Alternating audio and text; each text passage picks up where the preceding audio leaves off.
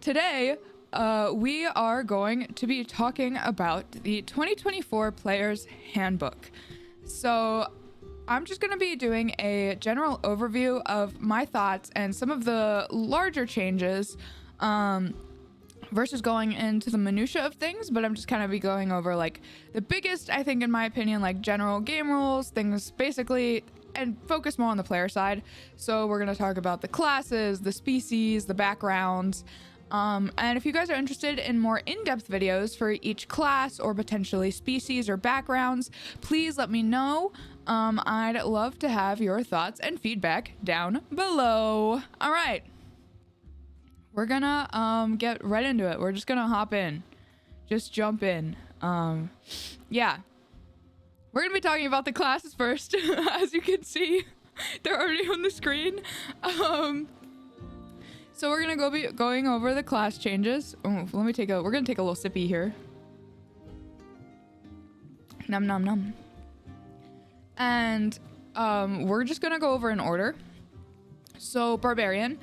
I think that weapon mastery helps them a lot. I think that they have some more versatility now outside of combat, nothing too dramatic, but overall I like the changes. I like the changes a lot. I also really like the new subclass. I think it's awesome. Bard.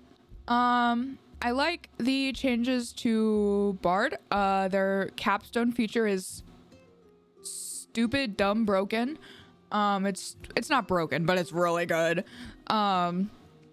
Yeah, other than that, I don't really think that there's anything like that I don't like about Bard, at least off the top of my head. I really like it. I've always loved Bard. My only issue with Bard is they have no damaging spells, and you know me, I'm a disgusting damage dealer enjoyer. So yeah, I love Bard though, one of my all-time favorite classes. I really like Valor as well. I think they made Valor way better. I wish Valor got weapon mastery, but I don't know. It's not really a big deal. Yeah, I love the new changes to magical secrets. I think those are phenomenal.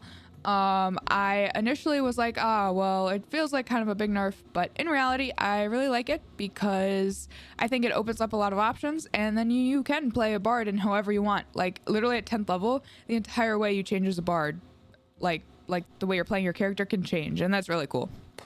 So, Cleric. Cleric is fine. It's Cleric.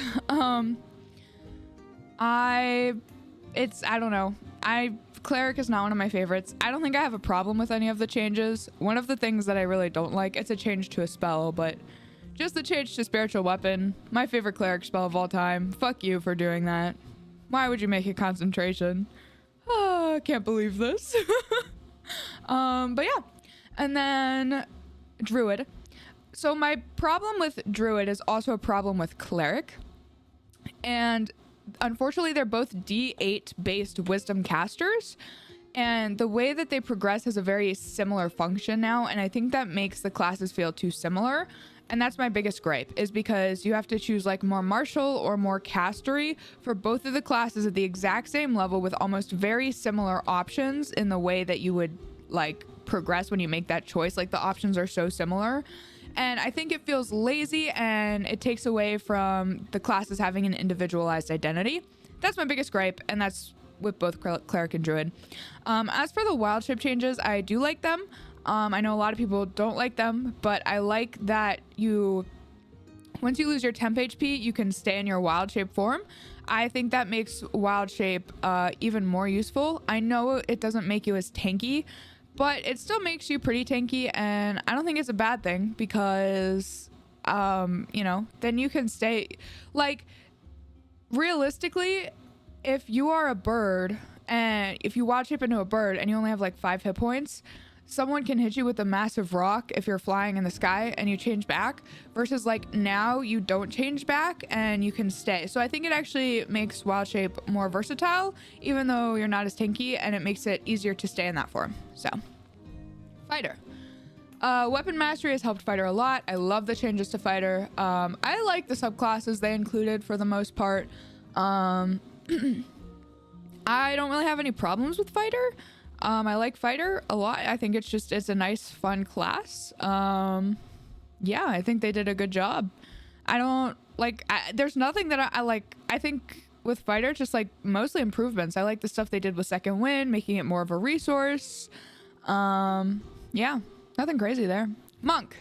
In my opinion, the class that got the absolute most love in this book. I love all the changes with Monk. Monk is much more viable now. I think it feels much more fun to play. I think more people are going to want to play a Monk. The only thing I wish Monk got is a couple weapon masteries, or if they got a couple more options to add maybe weapon masteries to their fists as they leveled up, but that's a really small thing. They got the damage buffs, they got more options. It's good. Monk's just great now. Monk seems so much more fun to play. Like, I would want to play a Monk now. It's the monkey. Oh my goodness. Yeah, I am live streaming this live on my Twitch, so make sure you go check that out below. Anyway, Paladin, a class that I do have a lot of gripes with. I completely understand why they nerfed Paladin. I do. It makes a lot of sense to me. However, I really think they nerfed it too far, and I think Paladins are still phenomenal, but I think Smite is just not as fun or as good. Like, if I play a Paladin now, I'm not going to be using Smite. I'm going to be using other things, which I think is what they wanted, and I think they got that, but I think they also took it too far. I would have just made Smite once per turn. Not even like, or once per round, not even per turn. So it's once per round. You can only do, you can't reaction Smite or anything. I think that would have been fine. I don't think they needed the spell or the bonus action or any of that bullshit. So yeah, I know we don't have the monster manual, but like Paladins against Rakshasas, search. You guys know the one that I'm talking about, the Rakshasa. Fuck, I hate that word. Ooh, rip Paladins if they didn't change that stat block. Anyway. Ranger. So, here we go. This Ranger is better than the Ranger in 2014. Is it good enough? No, it's not. I really like the exhaustion ability. That's something super unique and something only Rangers have. I love that. But you get it way too late. And I think the main issue I have with Rangers, truly, is that they relied way too much on Hunter's Mark and didn't give Hunter's Mark any boosts. Okay? Hunter's Mark is still concentration. It's still 1d6. It's just not good. And all of the Hunter's Mark upgrades come at way too late of a level. At level 3, when you get your subclass, you should just be able to not use a bonus action to swap it, or they get rid of concentration. All right, and I think really what they needed to is to get rid of concentration by at least level 6. I think it's just not, you're just not getting enough. But you have so many features that rely on fucking Hunter's Mark that it feels like you're not getting any features unless you're using Hunter's Mark, but then you're not dealing enough damage. So it's a double-edged sword. I just think that it's better. It's a big improvement. I just don't think it's good enough yet. But I think they were so close. They were so close. And then they just missed the mark by a little bit. Haha, get it? Haha. Anyway. Rogue, rogue, rogue. It's sneaky time. Sneaky, sneaky, sneaky, sneaky, sneaky, sneaky, sneak. I like the changes to Rogue. I like you can do other things with their sneak attack. I wish Rogue did a little bit more damage. They really are super lackluster. I get it. Rogues are mostly utility. I understand that. But I think just a little bit more damage in sneak attack or some other way to deal damage would have been nice. To help them keep up with other classes, especially with weapon mastery now. So, yeah. But I like the changes mostly. Sorcerer. We're gonna have another sip here. Yum, yum, yum, yum, yum. Tea time. Sorcerer.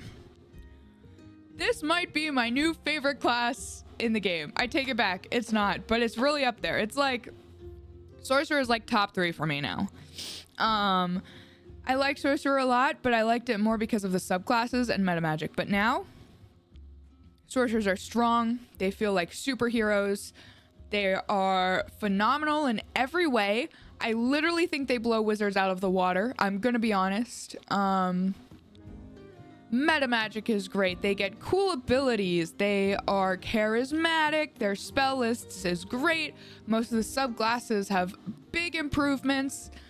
Phenomenal. The only major gripe I have is because I loved with Aberrant Mind and Clockwork that you could change the spells out for different spells of a certain school. I loved that feature.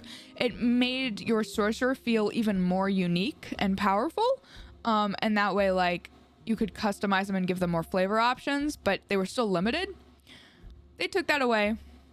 Oh well, so sad. I know. But that's literally the only problem I have. Sorcerer is fucking insane. It's insane. It's so good. I love it. I love it. Yeah. Warlock. This might be my new favorite class, and I'm not joking now. It's so amazing. I liked Warlocks before. I enjoyed them. But now, I fucking love Warlocks so much. They are amazing. They are phenomenal. The customization that you get, like, everything is so good, in my opinion. The only thing, truly, I think if Warlocks got 1 to 2 more spell slots along their journey, like by level 11, if they had 4 spell slots, you know, I don't think that's too much to ask instead of 3 spell slots at level 11. So like maybe you get a 3rd spell slot at like level 9 or like level 7 or something around there. I think literally then Warlocks would have been perfect. Perfect. That's my only gripe. I think they're so good. And the subclass thing, but I'll talk about that after we do the classes. Anyway, last class, Wizard. Poor Wizard. I love Wizard. Wizards are close, near and dear to my heart. I'm part Wizard, as you all know. I think Wizards got the shaft. I think that Wizards were so good in 5e that in 5.5e, they were like, aha, fuck you. We're going to leave you alone. And I don't like the subclasses because they're all School of Magic based, and all my favorite subclasses are not School of Magic based, but something else based, like like Bladesinger or Scribes or anything. So I don't know. It's fine. I'm really disappointed with Wizard, but I think that's just because I'm a big Wizard lover. Like, they're not bad. I think they're just mid now because they're just not as good. I mean, don't get me wrong. There's more spells. They have more versatility. They're still great. They're just not... They're not like... They just don't have like the flavor, I think, of some of the other classes. Because now it's just like...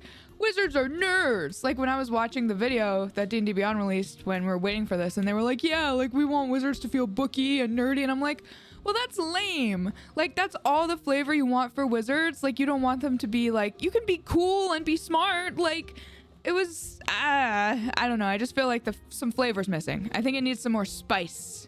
Some more spice, you know, a little bit of spice. But also, the new subclass thing at level 3, I understand why they did it for balance reasons, but I hate it. I don't like it. It doesn't make sense. You can make it make sense, but it's not as flavorful. Like a 1-level dip in Warlock now, like, obviously, you know, you're not going to get the same stuff, but it's weird. It's like, well, I mean, I don't know. You can make it work. It's just not my favorite, especially for things like sorcerers, because now it's like more like you have to plan ahead for what subclass you're going to pick versus like knowing right off the... So I don't know. It's fine. I usually plan ahead, but I know not everyone does. So yeah, those are the classes. Wow. That's the wrong thing. There we go. No, let's talk about... Oh, guys. It's... Okay, hold on. I got this.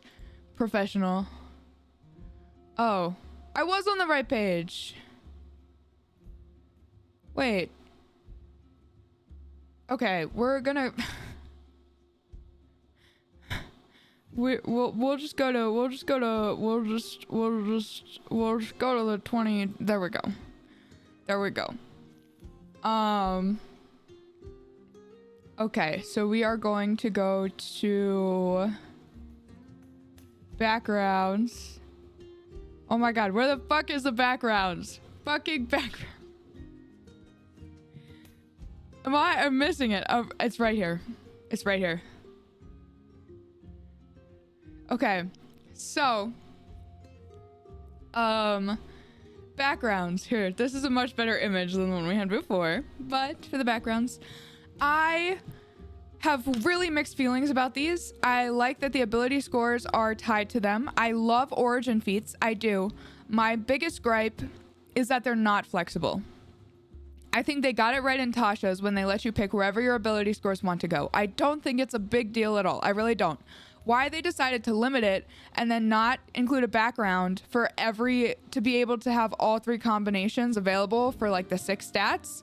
Why they did that baffles me. It's baffling. I think they got it right in Tasha's, and I don't know why they would go back to limiting you. It's not as limiting as 2024, but it's still limiting enough that it's very frustrating. I like the options though. I like the feats. They're great. My biggest recommendation would be just fucking pick an old background and then pick whatever ability scores you want and whatever feat you want if your DM lets you. And then you get the ability thing or the little ability from the background. Like, why would you ever pick one of the new ones when you can do that? That's so odd, but would be my recommendation. Yeah, so that's how I feel about backgrounds. I like them. I like the concept. I think they messed up a little bit in making them too restrictive. If your DM lets you, just always use one of the old ones so you can have more customizability. But yeah, that's what I got to say about backgrounds. Not that much, actually. But I like they make the equipment more clear and you can choose gold. So it's nice. It's nice, but also it's not nice. So now we're going to talk about species, a major change here because they used to be called races. Now they're called species. I don't know how I feel about that. I think there are other words that are better than species. Species feels a little weird to me. I think we could have found a good in-between word between the two, but like lineage or legacy or heritage, something that's not race and something that's not all the way on the other side being species. That's like, I don't know. I feel like it's too far. Anyway, I like them. They're mostly fun now. They mostly give you fun stuff and nothing too crazy, and they're not as mechanic focused, so I think it makes it easier to choose whatever you want. So you got dwarf, elf, halfling, human. I love, most of them are fine. I love the changes to Goliath. I think flavor-wise, it's great. I love that it's more connected to the giants now. It really feels that way. You can choose your giant ancestry. I really like that. I don't like that they got rid of half races necessarily. I understand why, but I think they should you could have done something where it's like, I don't know. It's just, I like half races a lot, but whatever. You can just be like half Aasimar, half Tiefling. Like, it's fine. Whatever. Do whatever you want, but little gripe on that. I love the changes to Tiefling. I love them. I love them. Chthonic Tiefling is like my favorite. Phenomenal. Oh my gosh. Gnomes are still fine. I like gnomes more than halflings still. Most people don't, but I think they made gnomes a little bit better, which is good. They were very mid before. I like the changes to Dragonborn. They can have tails now, which is pretty cool. The only thing I don't like is I like Aasimar mechanically, but I think the flavor's not there because when the biggest thing that sets your race apart is having wings and you can only have those wings for 1 minute of every day, it's lame. I think they should have done more in the design aspect other than let them have multicolored skin now. Like, what the fuck? What the fuck? It's weird. That's weird. That doesn't feel very angel-y. That feels more tiefling-y. So I think they could have done something like they can have like more than 2 eyes, or they can have smaller wings, or they can have feathers on their body, or talk more about like the different kinds of halos, or like maybe their eyes, or maybe they have different shaped ears, like maybe they have little wing ears, something that's always there to give them something that really makes them stand out versus just having multicolored skin. Because I love Aasimar and I think they could be awesome, but I just think that the flavor is not there and they haven't quite nailed the flavor yet for Aasimar. So yeah, humans are great still. Give you an extra origin feat. Dwarf's good. Elf's good. Still a lot of elf things. They got rid of the dwarf sub races, which I don't really mind. Did they? I don't know. Some of the sub races they got rid of. Some they didn't. So races I don't really have a big problem with. I wish there were more options. for 2024. I'm excited for them to come out with more options. So yeah. Other than that, some of the rule changes, I don't know. I really want to wait to do more for the rules that when the Dungeon Master's Guide comes out. I think there's a lot we still don't know. It doesn't make sense that they released the Player's Handbook before the Dungeon Master's Guide, but whatever. So I think there's a lot of things we're waiting for still. But I like most of the new rules so far. I like Heroic Inspiration. Most of it seems good. Hate the new character sheet. Think that's ugly. Prefer the old one. What else is there? Change-wise, off the top of my head. Yeah, I don't know. That's kind of like my general thoughts. Overall, I'm going to be honest. I really like this book. I do. I really like it a lot. I know a lot of people don't like it, but I like it a lot. I think they made a lot of good changes, and I think they improved a lot. Does it have issues? Abso-fucking-lutely. It does. Should it probably have a little less issues than it does? Yes. Do I think this book was rushed? 1000% yes. Do I think it was a money grab? Yes. Did they still do a good job at fixing things? Also yes. Are my emotions complicated because of all the Hasbro and D&D drama? Yes. Am I going to use the 2024 rules? Probably at some point, whenever I start a new campaign. But that's my thoughts. I also miss the Artificer. Rest in peace. Bring Artificer back. I understand why it's not a core class. Artificer Simp here. All right.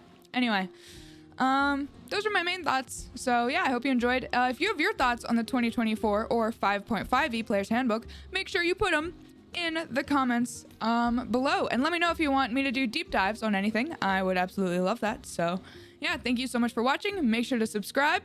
Ashling and Chadlings are ass blasting off. Bye-nie!